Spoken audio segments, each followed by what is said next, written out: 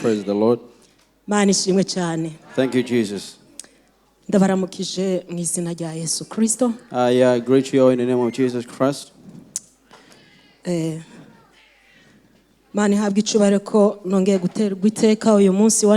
May the Lord be praised for being honored today. Again. Thank God so much. Thank the servants of God. May God bless you so much.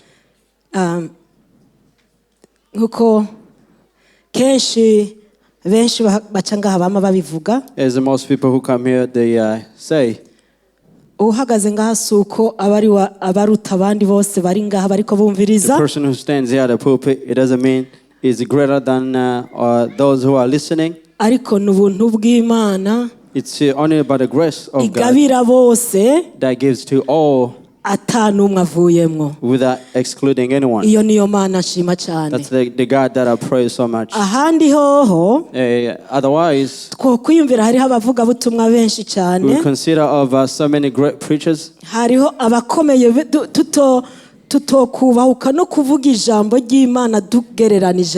We won't even be able to preach when we compare ourselves to them. But one thing that I love God about, that I will not forget at all. Anyone who respects Him, regardless of who you are, God will use you. May God be praised. If you obey Him, we will do great things because He has promised us. That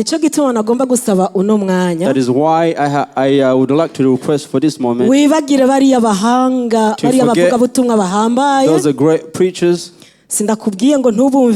I'm not requesting you to not listen to them anymore. But at this very moment that we are here, I want you to say that God fed me according to my level. And if you do that, you'll be blessed. The singers have a song for us saying that He breaks the chains. And that I hear the chains being broken. Since when we came here until this moment, can you hear or do you feel that there's any chain being broken already? Throughout the songs that have been sung, is there anything that has been changed? Are you still the same as you came? But let me tell you the truth. The preacher will only come to conclude. But if you haven't been blessed according to what has happened, if you haven't gotten anything or received anything at all, I'm not discouraging you, there's still hope. But I'm just urging you, if you haven't gotten anything at all, please pray for yourself in these 30 minutes to get something out of it. And if you put your heart with it, and I know something's going to happen. But it depends how you prepared your heart. May God be praised. I'm very excited. Not being excited that I'm standing here. But I am very excited that the Lord breaks the chains. That excites me so much. Anything that we trouble you, that Jesus breaks the chains, I am very encouraged. Lord, may God be praised. And that is what I'm wishing for you who is here. Have a change. Have something that to change in you. So that however you came may not live the same. May God be do good to us. Would you be reading the Word of God by the Holy Spirit? Words that we are familiar with. But as I mentioned before, perhaps you've heard these words, numerous times. But I'm urging you, even though you've heard them, perhaps you heard someone interpreting them in a different way. The Holy Spirit gives according to His elements. May God be with us that we are going to listen. Let us open our Bibles in the book of Romans. Abaroma igice c'icenda. Romans chapter 9. Abaroma igice c'icenda umurongo wa 30. Chapter 9 verses 30. Gushika kuri 33 samajambo up to menshi cyane. 33. It's certainly small passage. Ntarasoma. Before I read, unagomba umutwe w'amajambo. Just want to give you an introduction of the title of the sermon.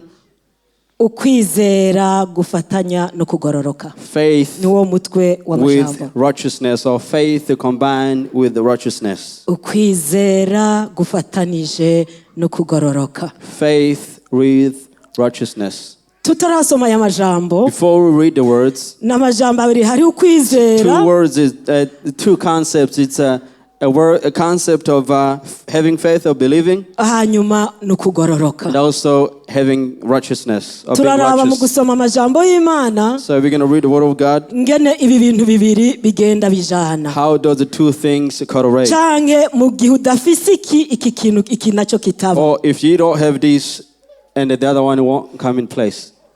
Turasoma mu izina rya Yesu Kristo. So we'll be reading in the name of Jesus Christ. None tuvuga iki? Enda tuvuge yuko abanyamahanga batakurikiye ivyo kugororoka bashitse ku kugororoka, niko kugororoka kuva ku kwizera. Ariko abisirayeli bakurikiye ivyo vyagezwe vyo kugororoka ntibabishikako. Ni kuki? Nuko batabironderesheje ukwizera, yamara babironderesheje ibikorwa nk'ivyo bibahesha, batsitara kuri rya buye ritsitaza, nk'uko handitswe ngo hendashira Isiyoni ibuye ritsitaza, urutare rugwisha, kandi uwizera uyo ntazotegwa n'isoni. Dusenge. Let us pray. Mana yacu yo kwizigirwa. Our faithful God. Uri Imana nziza. You are a good God. Uri Imana ugabura. You're the God who gives. Ndaguhaye kaze uyu mwanya. I invite you in this very moment. Ntabari jewe. Let it not be me, ariko bari wewe. but let it be you. Izina rya In Yesu the name of Kristo Jesus umwami wacu. Christ, our Lord Jesus Amen. Christ. Amen. Amen. Amen. Imana ihabwe icubahiro. Let the Lord be praised. Tugiye kukwiga kukwizera. So we're going to study about faith hanyuma no kugororoka. And about righteousness as well. Ndakunda igitabo cy'Abaroma. I love the book of Romans. Kenshi kiranyubaka. It builds me so much. Kuko ugikurikiranye cyose. Because when you follow it up, ni ivyo kwizera, ni ivyo kugororoka. It's by faith and righteousness. Ni ingene vyagenze, ingene twashitse ku kugororoka. How it happened, how we got this righteousness. Ni ingene Abisirayeli batashitse mu gihugu c'isezerano. And how the Israel people did not obtain the promised land. Ariko twebwe abanyamahanga tukabishikako. For us Gentiles, we were able to obtain it. It's a book that illustrates. Hamwe ugikirikirana. If you follow what is written in it, you'll be able to have a faith. Ukacubona ko wagiriye ubuntu bugerekeranye n'ubundi. And be able to find out that you have been graced after grace. Why you did not deserve it.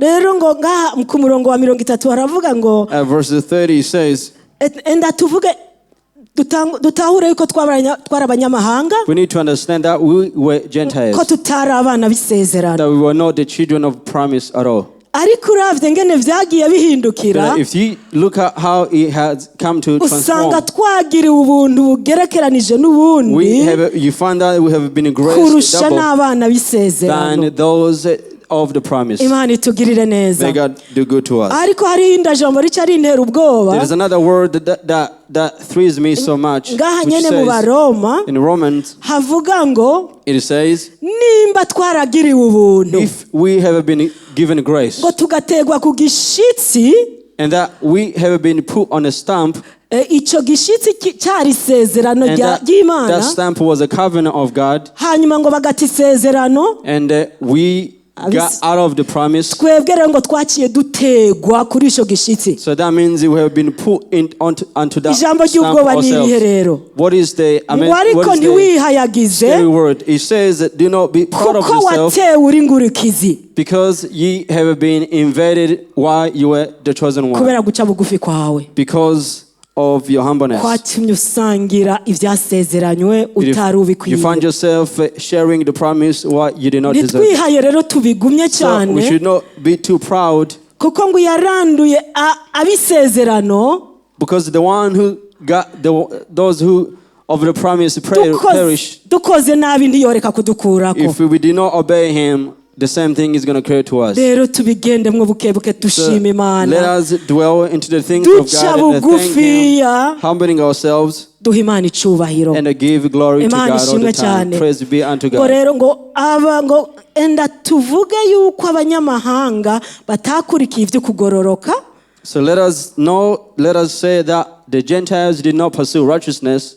Ngo bashitse ku kugororoka niko kugororoka kuva ku kwizera. Which is the righteousness of faith. Nta masezerano twari dufise. We did not have any covenant or promises at all. Ntayo twari dufise na gatoya. Never had any at all. Ariko twara ngo abanyamahanga aribo batwebwe aribo jewe nawe wewe ubusi. The Gentiles which is eyes and you. Nta vyizigiro twari dufise. Did not have a hope at all. Kuko nta sezerano twari dufise. Because they never had a covenant. Ariko duca bugufi cyane. But we humbled ourselves. Turizera. And had faith. Ngo kuko hariya turaza kubiraba badaye. We will look at it later on. Havuga ngo abana bisezerano. It says the children of the promise. Ngo sibo baraganywe gusa. It's not the only ones of the Nuwizera wese nawe. But anyone who believes. Iryo sezerano azorironka. Will be part of the promise. Nukuvuga rero ngo twebwe twashikijwe ku kugororoka. Which means we were given the righteousness. Kubera twizeye. Because we had a faith. Uwizeye wese anyone who believes yashitse ku kugororoka. Was put into righteousness. 31 it says. Wari ko Abisirayeli bakurikiye ivyo vyagezwe vy'ukugororoka ntibabishikako. But the Israel pursued the law of righteousness and did not obtain it. Imana itugirire neza. May God do good to us. Ngo bakwirikiye ivy'amasezerano. They only followed the law of righteousness without faith. Bituma badashika ku vyasezeranywe. They could not attain what the promise says. Imagine wewe wari iki? What were you? Wizeye gusa. You only believed. Imana ikikugirira ubuntu. And God graced you. Ucuza mu bwiza bw'Imana. And you came into the righteousness of God. Ucubana n'Imana. And you lived with Him. Ucusenga wumva ufise ubusabane n'Imana. Pray having the connection with Him. Kwizera gusa. Because of faith only. Kubwo kwizera gusa. Because of the significance of faith only. Ndasabye uvyumvire ko gatoya. So I want you to think about this just a little bit. Ninguko no sezeranira uturi kumwe. Maybe I'll promise something with this person. Niwakora iki kintu. That if you do this thing. Nzoguha iki kintu. That I will reward you with something else. Uwundi muntu akavyumva. Another person will hear it. Ariko sezeraniye Sam. But I've promised Sam. Muga uwundi agiriwe ubuntu aravyumvise turiko turigana. Someone has been graced and heard it some way.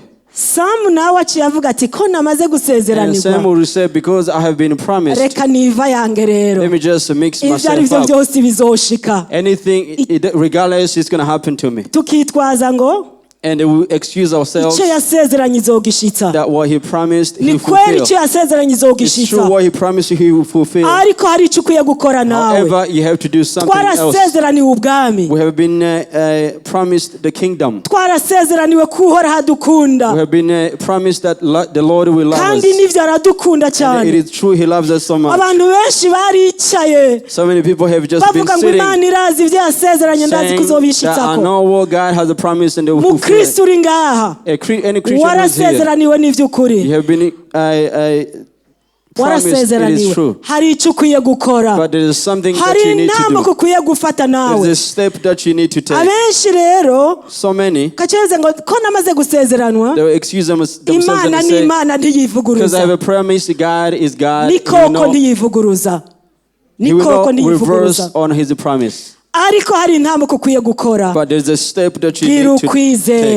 You need to have a faith. Niwagira ukwizera, if you have a faith, uzoshitsa kuvyo yagusezeraniye. Then you attain what he promised Niwava mu you. kwizera, But if you vacate from your ukava muri faith, uko kwizera, and you're no longer into it, ivyasezeranywe ntuzobishikako. the promised will not Akaroro be ni Bibiliya fulfilled. sije ndiko ndabivuga. It's an example the Bible is saying that the Israel people, bizejwe bakoresheje ivyasezeranywe, they pursued the law of righteousness, ariko ngo ntibavyizera, but they did not believe it, bituma batabishikira. and they could not attain it. Ariko uwundi muntu atari yasezeranywe But anyone nkanje, else who was not promised like me, akoresha ukwizera, they used their faith, ati ndazi ko nzobironka, and they say, I know I'll attain this, akaca agororoka, and they will use righteousness, Imana ikimushitsa mu masezerano. and God made them Imana to ishimwe cyane. attain that Imana ishimwe righteous cyane. covenant. Praise be Kananga unto akarorero God. gatoya ngaha mu Let me give you a little rusengero. example in a church. Nukuri turazi yuko abakorera Imana bazoja mu ijuru. I know those who serve God will go to heaven. Turazi ko abizera bagororotse Those who are righteous and they have faith, bazoja mu ijuru. they will go to heaven. Kugororoka ngo ndiko ndavuga nukuhe? What kind of righteousness am I Ukora implying? ivy'Imana igomba, It's the person who does what akaca God wants vyizera, and they believe in it, bizomubera nkuko yizeye. will become as they have believed. Hariho ibikorwa mu ngoro y'Imana, There are sivyo? works in the house of the Lord. Tukaba ngira ntanga akarorero kukugororoka I'm just going to give an example of a kutari mu righteousness kwizera. that is not in faith. Turakora ibikorwa mu ngoro y'Imana. We do works of God Hari in His ibikorwa house. hariho gupanga intebe. There's a setting up Ndagiye gukora chairs igikorwa that I'm c'Imana. going to serve God. Hariho umurima There is a aho garden inyuma. in the back. Ndagiye gukorera Imana, ndagiye gukora And I will igikorwa say I'm going c'Imana. to do the work of God. Ubu uriko urakora ivyo bibiri amasezerano avuga ivyo bibiri You ivuga are mukora doing ibikorwa what the sivyo? Bible says, as it says Mutanga you should do the imperezwa work, n'isezerano. that you should give offering, Ugatanga imperezwa and that you give the offering. n'ibikorwa vy'Imana. That's part of the Ivyo ministry of kugororoka God. wanashaka. That's, you say it's part of righteousness too. Ibikorwa vyinshi bikorerwa ngaha. So many works are being done here. Hariho abarara ijoro There are people who overnight bari here, ku mitambo. you know, setting up things. Ivyo n'ibikorwa vyo kugororoka. That is a part of the works Ni of navyo Imana righteousness. igomba. And that is what God wants. Ukabikora udafise ukwizera And yuko then you do izobishitsa, it without having faith that He will fulfill. birashobora kuba ivy'imfagusa. It might just be in vain. Imana itugirire neza. May God do Ngomba good to us. dukora ibikorwa mu I want kwizera, us to do the works by faith. kuko abanyamahanga babikoze mu As kwizera, those the Gentiles did by faith, atari vya bindi vy'amasezerano, not just the works of the baca covenant, baragororoka, and that they were righteous, Imana ikibaha ivyo bifuza. and God gave Imana them what they itugirire wanted. neza. May God do good to Reka us. dukore ibi bintu bibiri So, let birajana. us do these two Hari things as they gukora go ivyo together. kugororoka ivy'Imana igomba. There's a to do what God wants, the Nk'uko things of tubikora. righteousness, as you always do. Mbega tubikora n'ukwizera. But do we do those works Ukwizera with kwawe kungana iki? righteousness? How level is your faith? Pima ukwizera kwawe ngene kumeze. Just measure your Iyo faith uriko and urakora find out how ibikorwa it is vy'Imana. when you are doing the work of God. Uravyizigira ko bizoba. Do you believe that it will happen? Bivuga ngo ukwizera The Bible says gushira ibiriho y'ibitariho. Faith- Ukabona ibitariho ko bihari. faith is believing what is unseen or Uko what is niko not kwizera. available. That is the kind of faith I'm talking Hanyuma about. kukaca kuzana ukugororoka. And it will create righteousness. Rero ukwizera aba banyamahanga bagize The kind of faith that these Gentiles had kwabashikanye ku kugororoka, got them to righteousness. mu gihe abandi bakoresheje ivyasezeranywa When the other people vy'ukugororoka used the law of righteousness bakaca babura and ukwizera, they could not obtain the faith, bakaca babura ivyasezeranywa. and they did not Turiko get the tuvyumva fulfillment of the promise. Are we Turiko tuvyumva understanding kumwe. it the same way? Turi kumwe shengero Are we ry'Imana, all together? turiko turatahura neza, Are we all understanding clear? kuko mu gihe tudatahuye neza Because if you don't tuca understand, dukora nabi. we will do bad. Ni ukuvuga hariho ukugororoka That means there is a righteousness, ariko atavyikwizera kurimwo, but without faith. hakaba no kwizera, And there is also uko kwizera on the kuja other hand, kugushikana ku and kugororoka. that faith will Uko get you niko to umukristo righteousness. nyakuri akwiye That's kumera. how a true Christian Tanga should urugire be. ukwizera mu Kristo, You should start having faith as a kandi Christian. ukwizera kuja kugushikana ku And kugororoka. that faith will get Imana you to itugirire righteousness. neza. May God do good to us. Tugende mu Baroma igice cya gatatu, Let us go in the same book in Romans chapter 3. igice cya gatatu ku murongo wa 21. Chapter 3 verse Haravuga 21. navyo ivyo kwizera n'ivyo kugororoka. And it also talks about the same concepts of righteousness and faith. Abaroma igice ca gatatu ku murongo wa 21 3 verses 21 gushika ku murongo wa 22 up to 22nd. Ukugororoka kuva ku Mana. Righteousness from God. Ariko noneho ivyagezwe bitariho, ukugororoka kuva ku Mana kurahishuwe gushingirwa intahe n'ivyagezwe n'ivy'abavugishwa n'Imana. N'ukugororoka kuva ku Mana kuzanwa n'iki? No kwizera. Ukugororoka kuva ku Mana kuzanwa n'iki?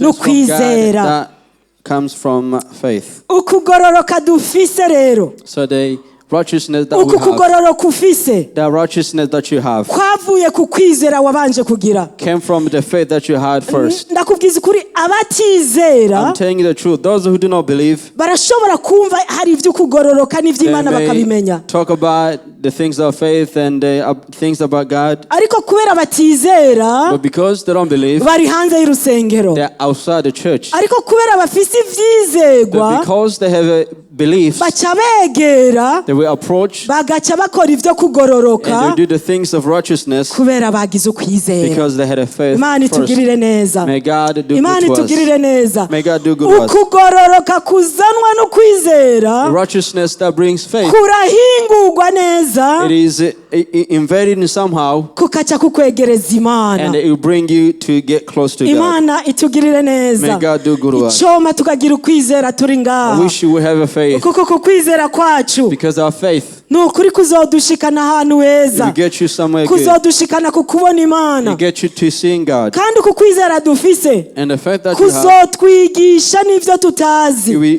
teach us even the things that we don't know yet. twitumenga biravumwe, Even the things that we think bizoba that are ivyera. cursed, there will be ivyo righteous in the twita holy. ivyera navyo And the things that we call bikaba holy, bivumwe, they will be cursed. kubera kwa kwizera dufise. Because the faith that you Ukugoroka have, tuzogushikako neza, and we get to that nta good righteousness, kizotunyiganyiza, nothing is going to shake us. kuko Imana izotugirira neza ko Because twagize God ukwizera. will be good to us, that Imana we have a itugirire faith, and may neza. God do good to us.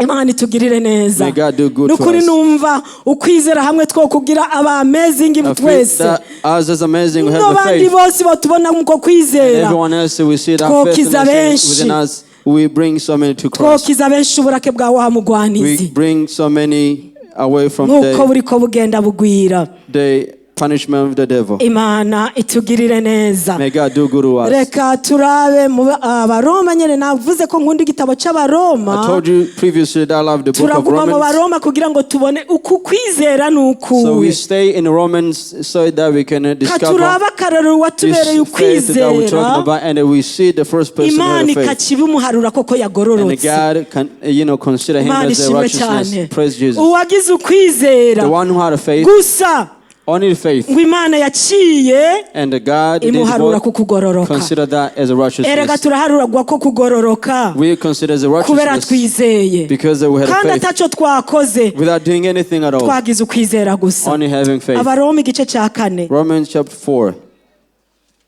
13 13 gushitsa kuri 25. up to 25th. Naho nyene si kure yaho, so reka ndasoma mu izina rya Yesu We're Kristo. reading in the name of Jesus Christ. Umutwe w'amajambo haravuga ngo ivyasezeranywe tubironkeshwa no kwizera.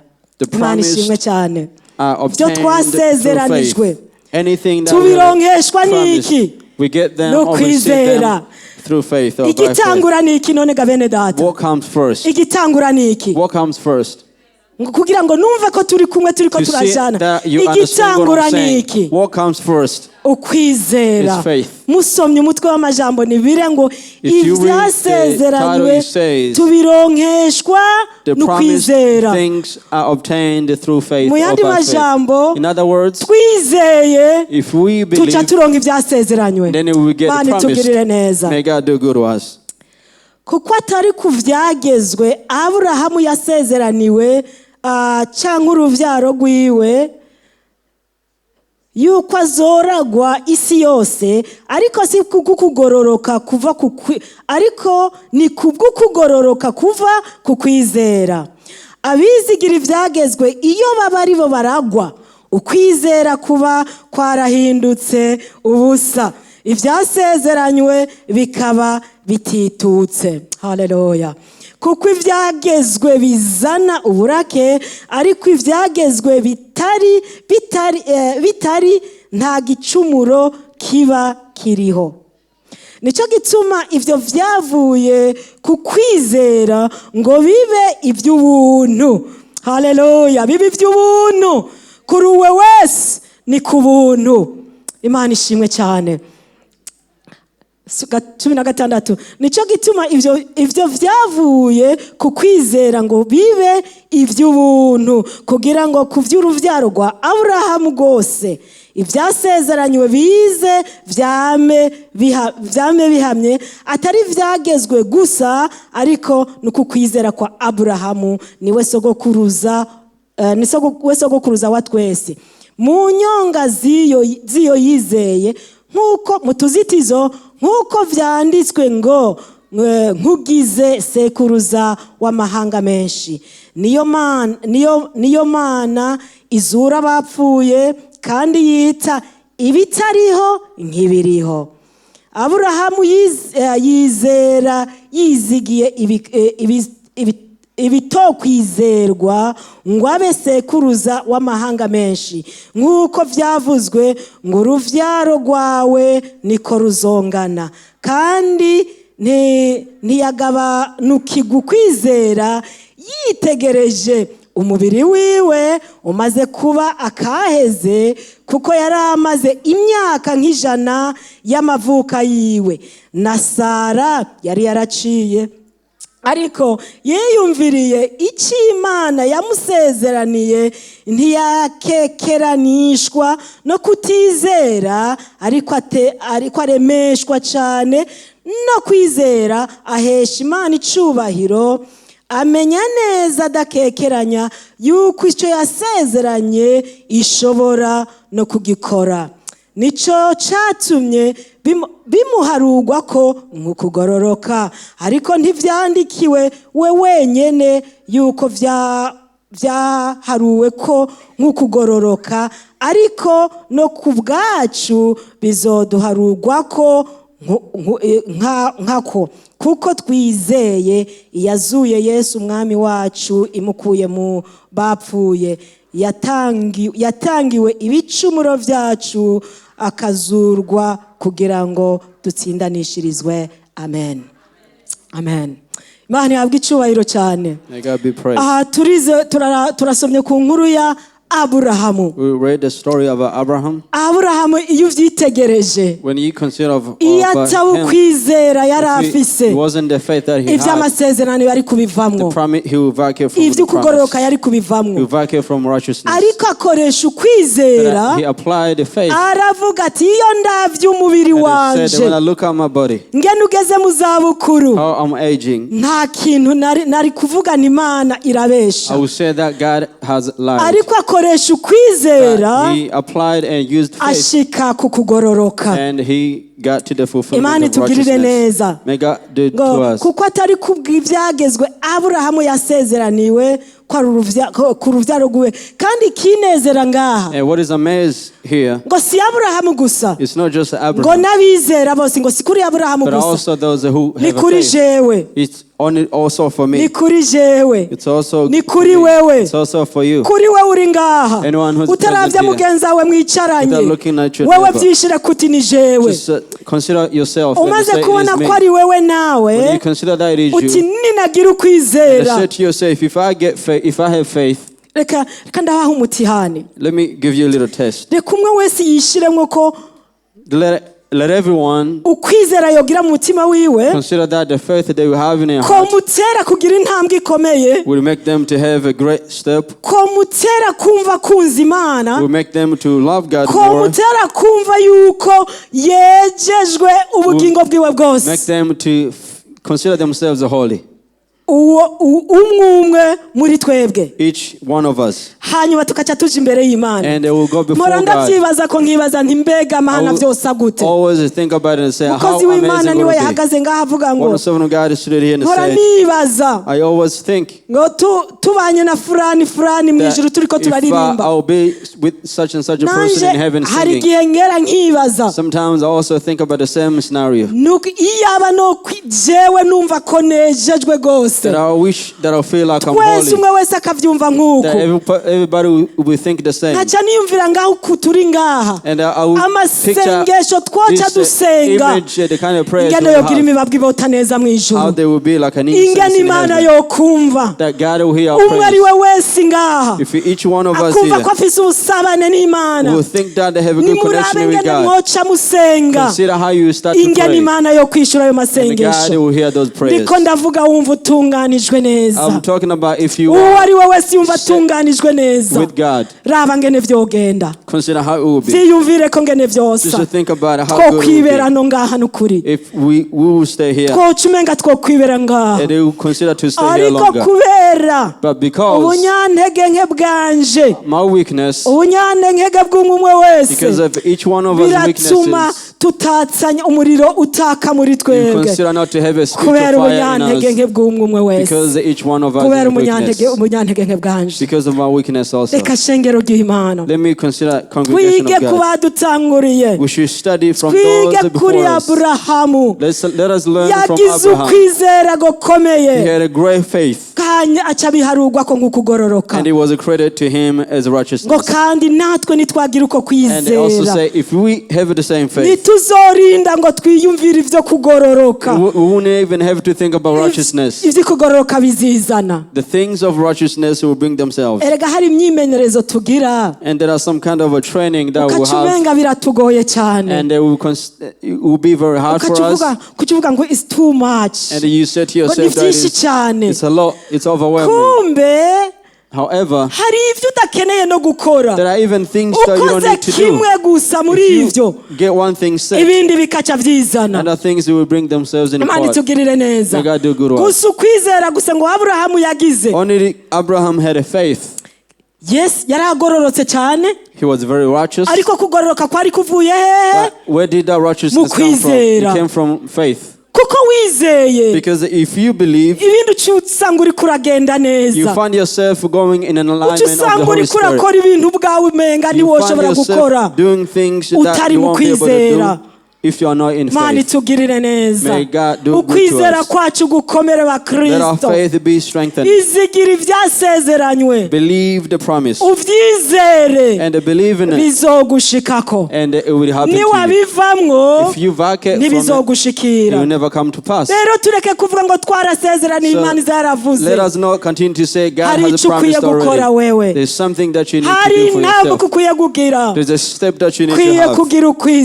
You need to have that faith. Hallelujah. Faith that is very strong in you. You need to be in faith. You need to walk in faith. Wherever you go, everything that you do, in all your thoughts, amen. You need to be in faith. May God do good works. May God do good to us. Not just in the church. Christians, let me tell you the truth. Faith is not only in the church. It is also in your living, in everything that you do, in everywhere in your household, in your children. There should be faith involved. In your friends, you need to apply faith also. And you obtain some righteousness. You need to search. You don't need to search the things of righteousness. You don't need to search for it. Automatically bring yourself. Because you initiated a good foundation. Because you built a good foundation. Other things you bring themselves in place. Praise be unto God. Abraham, he had a strong faith. He said, however it becomes, regardless of my age, regardless I'm aging, akaraba umugore wiwe. He will look at his wife. Akamenya iminsi. And he will know the days. Yarazi n'ubwenge, yarazi ati umugore amaze gushika muri ibi biringo, you know that if a woman ntabagisama inda. is in a certain menopause, they will never be pregnant haruruko again. kwizera kwa Aburahamu. Just consider Abraham's faith. When you go back to the story, you think about it. Ni kwizera ibitabaho ko vyobaho. It's believing the things that are unseen. Abrahamu rero amaze kuraba umugore wiwe. When Abraham looks at his wife, ati jeho na mitende, and he will say, at least for me, what about my wife? How will she be pregnant? For her to be pregnant is no longer possible. Sometimes you say when a person is an age, but his wife was very old. Because he kept a promise. May God forgive us so much. Look at Abraham's faith. Christians, let us strengthen our faith. Church of God is amazing. Anyone who's listening to me, let our faith be grown. Let us increase our faith. There is still hope. There is still good times. There is still good times. We haven't been condemned yet. Even though your faith has been drowned, you need to find a way to bring it up again. You need to find a way to bring it up again. Because you're going to attain righteousness. Hallelujah. Hallelujah. May God do good to us. I wish my faith will be strengthened. I wish what I consider impossible, my faith will tell me that it is possible now. That is what I wish for you now. May God do good to us. I wish for you to have strong faith, to be firm in your faith, even though there is so much ahead of you. It's not considered as Abraham looking at his wife. She was already aged without hope, but because of his faith, she was pregnant and had a child. Your things were not better than Abraham's. Yours are still possible. Christians who lost faith, Christians who lost their hope, let us level up our faith again. Even though ahead of us there are impossibles, we need to believe that it will be all right. May God do good to us. May God do good to us. I wish to inject this faith in you. I wish for you to have this faith and think about it. Therefore, those chains are broken. Do you hear that the chains are fairly being broken? If you do well, if you only will have a faith. A singer said, I used to lose faith, and sometimes I believe, sometimes I would doubt, and sometimes I would believe. Perhaps your cycle of life is the same. Sometimes I would doubt, and sometimes I will believe. Let us pray to God for our doubtness. Can it be removed completely? And put in another side that says, I believe now. Let us always believe. Perhaps it happens as a human. There's a certain time something happened. I don't know what happened. I was having a conversation with somebody. We were talking about faith. And he said sometimes it will happen. And you feel like this thing won't happen. That even though you have a faith, you think that it's not going to be possible. That means you are doubting that even though you have a faith, and then you will doubt that it won't happen. What will God do in that case? You need to have a faith on your side. And don't say perhaps. We need to remove that perhapsness in our life. Even though we see high mountains ahead of us, including me, that I should believe that it is possible. As Abraham believed what was unseen, and it became true as he believed, and it was a credit to him as a righteousness. May God do good to us. May God do good to us. Let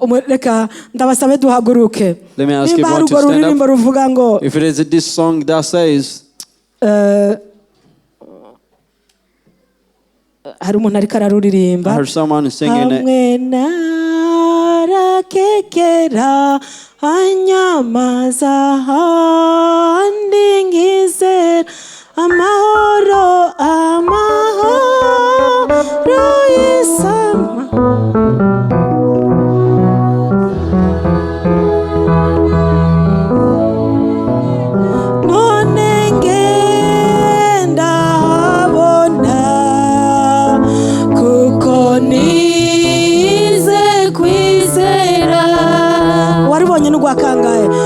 Find a song, what number is it?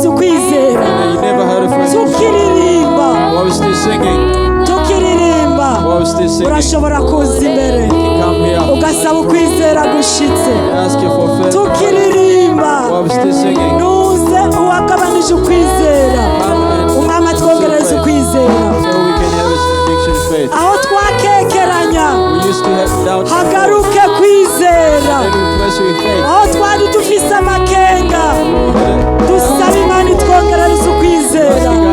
Haleluya. Dusaba Imana itwongereza ukwizera. Kwizera kwapungutse muri jewe, kwizera kwapungutse muri wewe, twongere dusaba ukwizera.